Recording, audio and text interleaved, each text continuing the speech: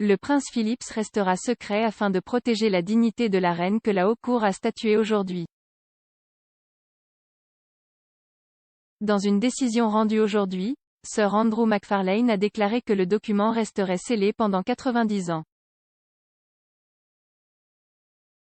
Il a déclaré, Jay estimait qu'en raison de la position constitutionnelle du souverain, il est approprié d'avoir une pratique spéciale en ce qui concerne les testaments royaux. Il est nécessaire de renforcer la protection accordée aux aspects véritablement privés de la vie de ce groupe restreint d'individus afin de maintenir la dignité de la souveraine et des membres proches de sa famille. La Convention stipule qu'une demande de scellement du testament d'un royal est adressée au président de la division de la famille de la Haute Cour. Cela signifie que leurs testaments respectifs ne sont pas mis à la disposition du public pour inspection. Sir Andrew a ajouté qu'il n'avait pas vu, ni n'avait été informé du contenu du testament de Philippe. Il a également ajouté que la décision était de rendre toutes les informations aussi publiques que possible sans nuire à l'objectif de sceller le testament. Sir Andrew a entendu les arguments avancés par les avocats représentant Philippe, décédé en avril, et le procureur général. Le juge a révélé qu'il avait tenu une série de réunions en privé afin d'éviter une publicité et des conjectures indues. Il a ajouté, la publicité irait donc en partie à l'encontre de l'objectif principal de l'application. Jay acceptait l'argument selon lequel, bien qu'il puisse y avoir une curiosité publique quant aux arrangements privés qu'un membre de la famille royale peut choisir de faire dans son testament, il n'y a pas de véritable intérêt public à ce que le public connaisse ces informations entièrement privées.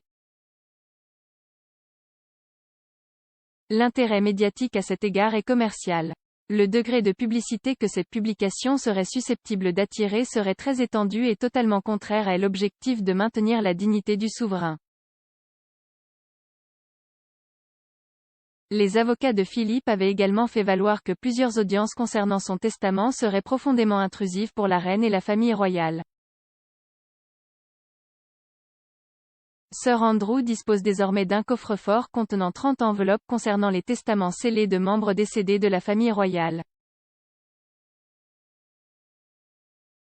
Le premier royal à avoir fait sceller son testament était le prince François de Teck. Philippe a été inhumé le 17 avril à l'âge de 99 ans.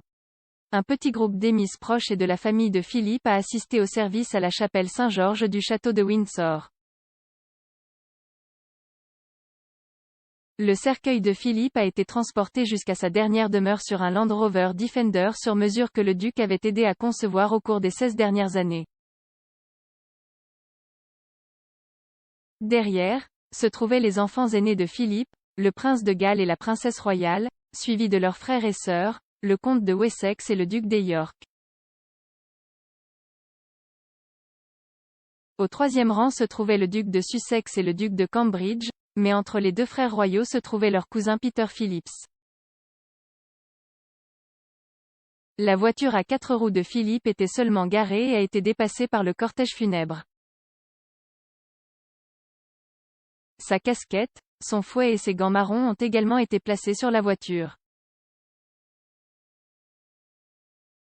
Seulement 30 personnes étaient présentes en raison des restrictions de Covid.